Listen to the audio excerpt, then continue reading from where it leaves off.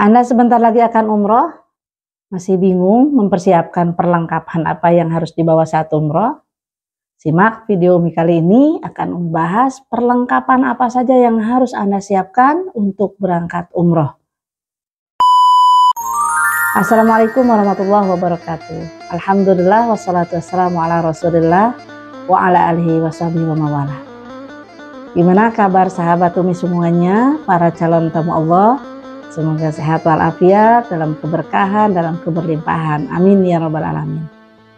Bagi Anda yang sedang bersiap-siap akan berangkat umroh atau berangkat haji, mungkin sekarang lagi bingung nih, perlengkapan apa sih yang harus dibawa untuk keperluan umroh kita?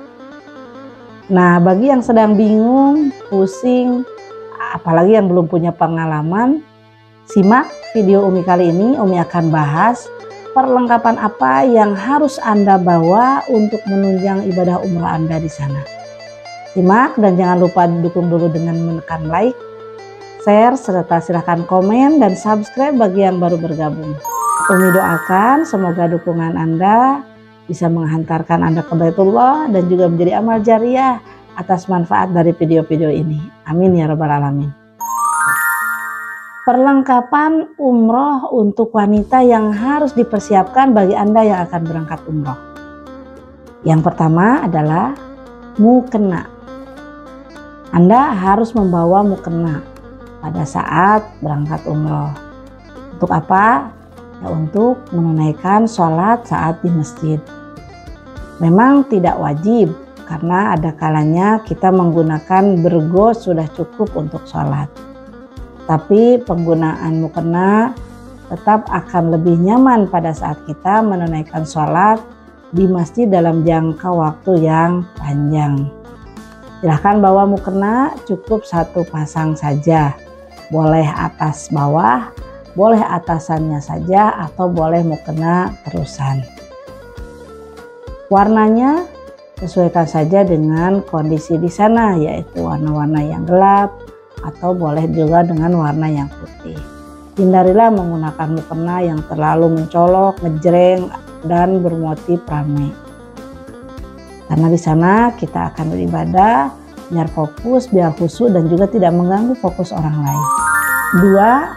2. Membawa bergo.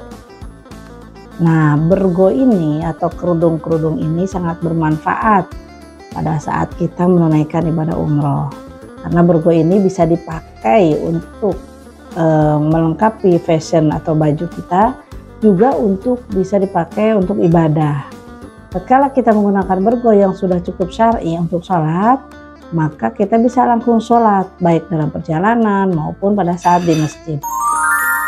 Usahakanlah bergo ini sudah syar'i, baik itu secara besarnya, ukurannya, maupun untuk secara penutupan auratnya, termasuk hal di dagu ini. Contohnya yang Umi pakai ini bisa menjadi salah satu rekomendasi yang boleh dibawa pada saat kita berangkat umroh. Umi praktekkan ya saat dipakai. Nah, seperti ini. Ini sudah cukup syar'i tatkala mau pakai sholat seperti ini. Sudah bisa dipakai sholat. Yang penting gamisnya sudah cukup longgar ya, jadi bisa langsung sholat. Kemudian ini juga usahakan menggunakan baju yang menutupi pergelangan tangan, jadi tidak usah ditambah dengan manset. Ini cukup nyaman, besar, dan tentu saja dagunya sudah syar'i. Itu ya teman-teman, jadi bawalah beberapa bergo yang menunjang untuk dipakai baik itu ke masjid, aktivitas, city tour, atau berbelanja. Dan usahakanlah bergo itu bisa menunjang juga untuk dipakai sholat gitu. Karena kadang-kadang pada saat umroh itu kita sholat dalam perjalanan, sholat di mobil, sholat juga di masjid-masjid yang dikunjungi. Makanya jika harus terus-menerus membawa mukena itu akan nambah beban gitu di tas kita. Makanya lebih enak kita menggunakan bergo yang simple, yang siap dipakai sholat. Apakah warnanya harus selalu hitam dan putih? Tidak mesti. pakailah warna-warna. Di luar itu pun yang penting warna itu tidak mencolok, tidak terlalu ngejreng. Nah, warna yang Umi pakai ini masih bisa kok digunakan di Mekah. Warna hijau, warna pastel, atau warna-warna yang basic lah gitu. Asal jangan warna-warna yang ya terlalu ngejreng lah gitu. Juga jangan kerudung-kerudung atau borgo-borgo yang bermotif. Karena di sana ada larangan untuk motif-motif atau dekoratif yang terlalu mencolok, itu dilarang. Yang kedua adalah membawa Al-Quran. Memang di sana banyak sekali Al-Quran ya, di masjid, di Mekah, di Madinah itu banyak sekali Al-Quran yang bisa kita gunakan. Tetapi alangkah lebih nyamannya kalau kita menggunakan Al-Quran yang bisa dibawa kemana-mana. Karena Al-Quran dari masjid itu nggak bisa dibawa keluar. Sementara kita mungkin ingin baca Al-Quran di luar masjid, di hotel atau di perjalanan, maka lebih baik kita membawa saja Al-Quran milik kita sendiri yang ukurannya mungkin lebih simpel, lebih kecil ya, lebih mobile, dibawa kemana-mana. Selanjutnya adalah bawalah pakaian ihram. Nah, ini pakaian wajib ya untuk perempuan pada saat kita nanti akan menunaikan ibadah umroh ataupun haji. Bawa pakaian ihram ini yang persyaratannya mungkin bisa teman-teman cek di video Umi sebelumnya, yang sesuai dengan peraturan di Arab Saudi. Bawalah sebanyak 2 atau paling banyak 3 potong khusus pakaian untuk ihram. Jangan lupa pakaian ihram ini berarti dilengkapi dengan kerudungnya, bergonya gitu. Boleh menggunakan bergo yang tadi Umi contohkan atau menggunakan mukena. Yang jelas posisi ihram ini adalah posisi puncak. Di saat ibadah haji kita ada aturannya dan ada juga larangannya. Jadi jangan menggunakan baju-baju yang sembarangan. Apakah baju ihram ini harus selalu putih atau hitam? Tidak mesti. Teman-teman bisa saja menggunakan warna lain, hanya memang kebiasaannya itu jamaah dari Asia atau dari Indonesia terutama menggunakan warna putih. Lalu apalagi dalam pakaian ihram ini diharamkan atau dilarang menggunakan niqab atau cadar ya. Jadi kalaupun kostumnya sudah bercadar, nah itu jangan dipakai. Selanjutnya adalah membawa obat-obatan. Nah, karena di sana kita dalam posisi yang berbeda dengan di tanah air, usahakan teman-teman semuanya membawa obat-obatan yang lengkap sesuai dengan kondisi tubuh kita. Jika yang terbiasa sakit mah, bawalah obat mah. Yang terbiasa mungkin sering terserang migrain, sakit kepala, bawalah obat migrain. Jadi usahakan konsultasi terlebih dahulu kepada dokter Anda di tanah air dan bawalah perlengkapan obat-obatan yang akan menunjang fitnya atau sehatnya kita nanti di sana. Termasuk juga adalah suplemen-suplemen. Yang selanjutnya adalah perlengkapan mandi. Nah, walaupun di sana kita di hotel ya diberikan juga fasilitas, tapi seringkali dari hotel itu yang namanya perlengkapan mandinya tidak memadai ya. Misalkan sabunnya kecil atau tidak cukup untuk sekian orang di kamar, makanya tetap harus membawa perlengkapan mandi yang dibawa dari rumah. Semacam sabun, odol, sikat gigi gitu, handuk, dan sebagainya ya, persabunan. Jadi dibawa saja tapi dalam jumlah yang jangan terlalu banyak. Jadi kalau misalkan kita di rumah punya stok sampo misalkan segini, maka dibawa saja di ukuran yang kecil. Anda bisa kemas ulang dengan botol-botol yang kecil secukupnya keperluan umroh Anda di sana. Selanjutnya adalah membawa tas kecil. Tas kecil ini untuk apa? Tas kecil ini adalah tas yang akan kita bawa pada saat kita bolak-balik ke masjid atau aktivitas di luar hotel. Bawalah tas ini, tas tenteng atau tas ransel kecil yang nanti di dalamnya kita bisa membawa HP, uang, Al-Quran, atau keperluan-keperluan yang bersifat pribadi yang tidak terlalu besar. Jadi nanti kemana-mana kita akan nenteng tas kecil ini. Usahakan tas kecil ini aman ya dari yang namanya penjamretan ya. Jadi jangan terlalu yang besar ukurannya, jangan juga yang terlalu mewah. Jadi yang kecil dan simple aja, biar nanti pada saat kita kemana-mana itu tidak menjadi berat gitu, tidak jadi beban. Ya, ibu-ibu mungkin lebih tahu yang seperti apa, yang simple dan juga mungkin tetap bisa kece ya. Selanjutnya adalah membawa alas kaki dan kaos kaki. Alas kaki di sini adalah sejenis sendal ya. Bawalah sendal ataupun sepatu yang nyaman, bukan karena gaya lalu Anda misalkan berhak tinggi dan akhirnya nanti di sana Anda nggak nyaman menggunakannya. Yang biasa saja, yang mungkin lebih landai, lebih simple, tapi menunjang sekali kenyamanan Anda bergerak di tanah suci. Begitupun dengan kaos kaki, bawalah stok kaos kaki yang cukup.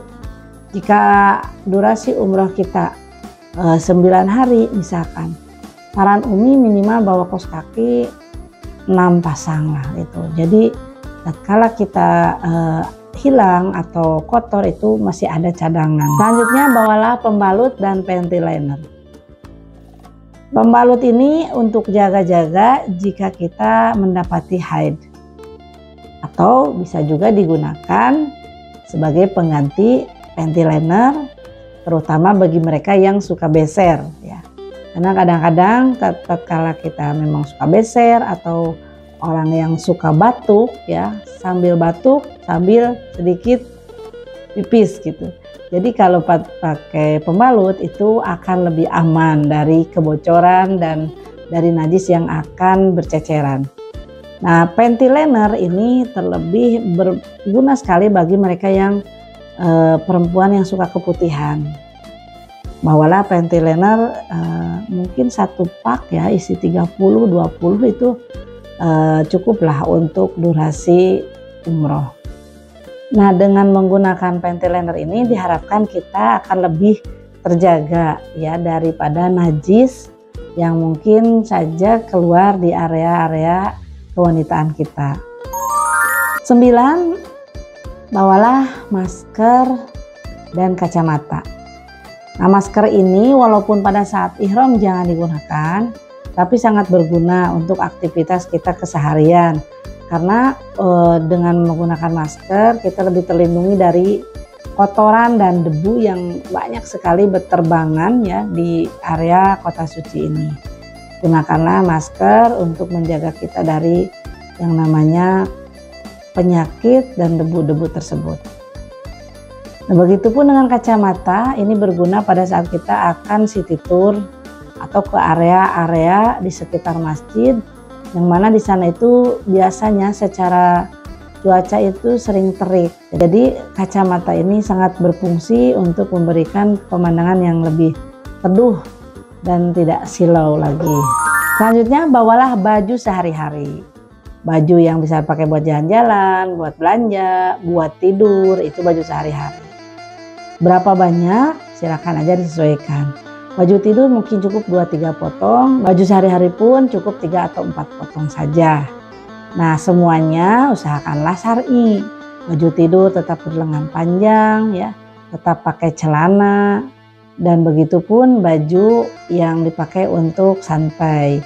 Semuanya tetap harus dalam bingkai syar'i, tertutup auratnya, tidak membentuk lekukan tubuh, tidak menerawang, dan juga tidak penuh dengan dekoratif. Selanjutnya bawalah pakaian dalam. Nah, ini perlengkapan yang sangat penting bagi perempuan ya. Jangan sampai kita fokus ke pakaian luar, pakaian dalamnya ketinggalan. Pakaian dalam berupa sidi, bra, legging ya, celana atau kain atau juga baju singletnya itu sangat penting untuk dibawa. Bahkan jangan lupa juga inner kerudung ya. Karena kalau kita menggunakan kerudung tanpa inner itu nanti rambutnya mudah keluar. Nah, perlengkapan pakaian dalam ini usahakanlah yang cukup ya, yang komplit, tapi juga tidak terlalu banyak. Silakan Anda sesuaikan saja dengan durasi umroh Anda. Yang terakhir adalah bawalah pelembab dan face water spray atau face mist ya. Jadi pelembab ini sangat berguna untuk kesehatan kulit kita saat di dua kota suci. Karena cuaca di sana sangat berbeda dengan cuaca kita. Kemudian juga untuk face water atau face mist itu juga sangat berguna untuk melembabkan, menyegarkan dan menjaga kesehatan kulit wajah kita. Nah, silahkan teman-teman bawa hal-hal yang diperlukan untuk menunjang kesehatan kulit kita. Karena walau bagaimanapun pergantian cuaca, pergantian suhu, dan juga aktivitas kita yang mungkin berbeda dengan di tanah air akan mempengaruhi pada kesehatan tubuh kita dan kesehatan kulit kita. Sangat tidak nyaman jika kita di tanah suci kulitnya nanti bersisik, memerah, atau gatal-gatal. Karenanya bawalah pelembab dalam bentuk apapun, dalam merek apapun, dan juga face mist untuk kesegaran kulit kita. Apalagi jika di sana Anda mendapati cuaca yang sedang kering ya. Nanti bisa-bisa kulit kita sering mengelupas atau bersisik. Nah, kalau Umi biasanya menggunakan ini sebagai alat bantu untuk menyegarkan wajah. Nah, seperti ini. Nah, itu saja perlengkapan yang harus dibawa untuk persiapan umroh. Jangan sampai ketinggalan, dan silahkan jika masih ada yang kurang, silahkan teman-teman tambahkan di kolom komentar. Semoga postingan ini bermanfaat. Selamat menjadi tamu Allah. Semoga lancar ibadahnya. Terima kasih. Assalamualaikum warahmatullahi wabarakatuh.